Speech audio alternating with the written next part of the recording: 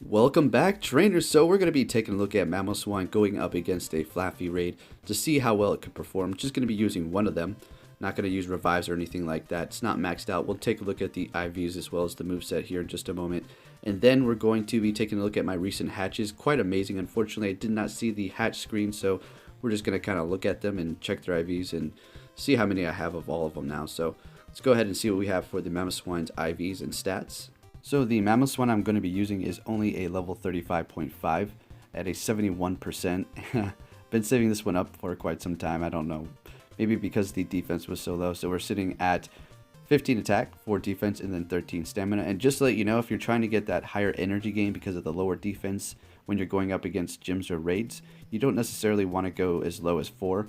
Probably around 10, the breaking point, so you can actually hold on to some of that bulk. And it does have Mudslap and Bulldoze, sitting at 28.2 DPS, so not too bad whatsoever. Actually, that is fantastic. And if we look over here at my 100 Groudon, that's going to have Mud Shot and Earthquake, 100%, sitting at 30.9 DPS, so the Mamoswine is not far behind it at level 35 and at a 71%. So just to give you an idea on who's going to be the better ground attacker, that's going to be Mamoswine.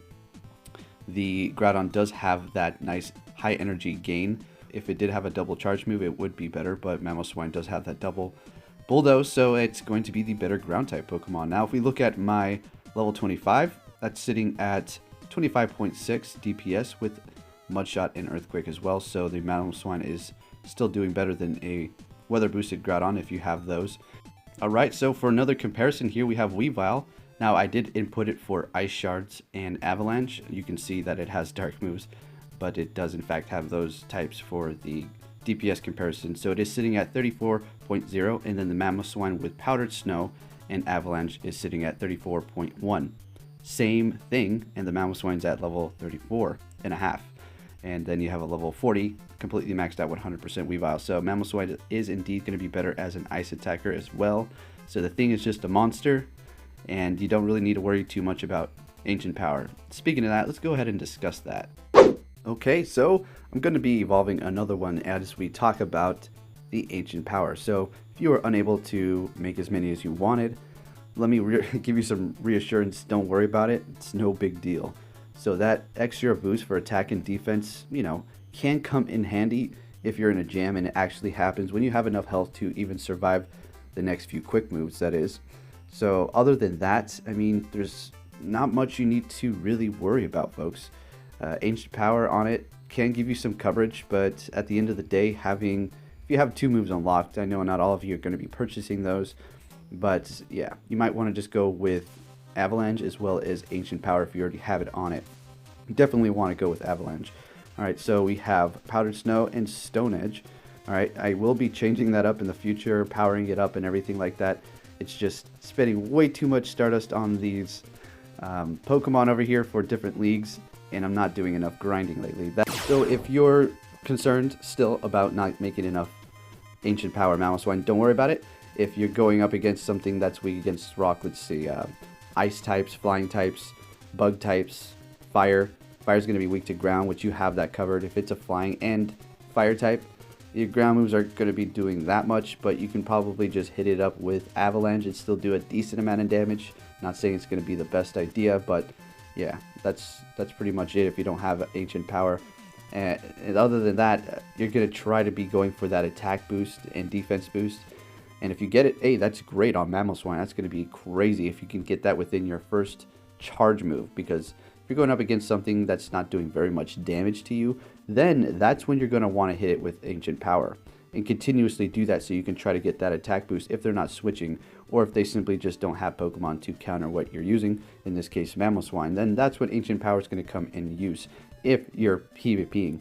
Going up against raids, it can find usability, definitely, if you have a whole bunch of these powered up with Ancient Power and you don't have other rock types like, I don't know, Tyranitar or Rampardos, which is quite amazing. And I got the request from you guys to put some rare candies into one and power it up and go test it out, which I plan to do. I just need a better one, possibly even a lucky, so I can save up on that Stardust, because yikes, like we just went over, spending quite a bit of that. So Ancient Power Mamoswine, not horrible, not something that you should be stressing over if you didn't make enough. Now, if you made a whole bunch of them, Hey, that's all you for spinning those Sinnoh stones. And now, really quick before I let you guys go, let's go ahead and take a look at my recent. We got a Pachirisu up at the top there, Riolu that hatched, and like I said, I don't have the hatch footage unfortunately because it was one of those deals where the game was lagging. I don't think it was necessarily the game, it was my service provider.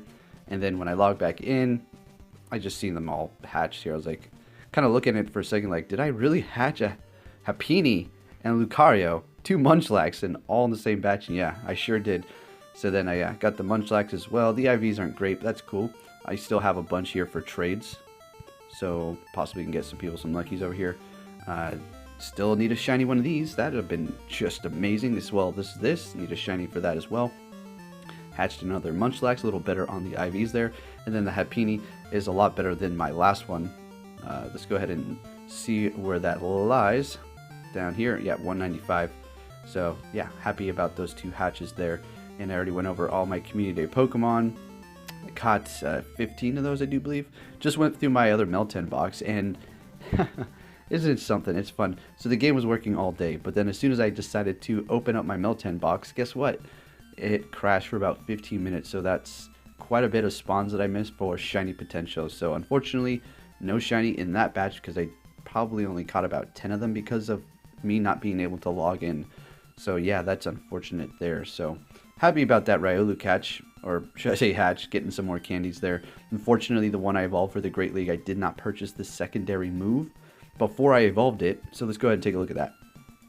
So it's going to cost you 10,000 and then 25 candies. That's beautiful. Okay, let's look up Lucario. Oh yeah, actually let's look him up and see what we have here. That's going to cost me 75,000 Stardust and 75 candies now, since I didn't do it before I evolved it. So yes, I did get one of these into the Great League if you did not see that. Traded it with Scarlet here, and it did drop low enough for me to do that. Fantastic. I did have to power it up a few times. But yeah, like I said, made the huge mistake of not buying that move before I evolved it. Some of the Pokemon can do that, some can't. So just look at them before you do evolve it if you do plan on buying that secondary move. And if you did not see my last video as well, I did have the new update. And you do just hit the side here now to see what the PvP stats look like for the moves, instead of scrolling down and having a big long list there. It's a lot more organized and clean, I would say. And something I didn't show you before, I think maybe I did, maybe I didn't.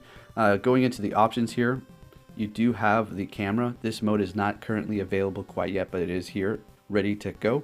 So look forward to that. Look forward to it for yourselves. Don't look forward to some amazing AR shots over here. That's Holly. That's not me, because got a broken camera with tape over it. Alright, so it's not happening with this phone until I buy a new one. But anyways, trainers, I'd like to say thank you for watching, and I'll be catching you all later. If you enjoyed this video, please give it a big thumbs up, and be safe out there.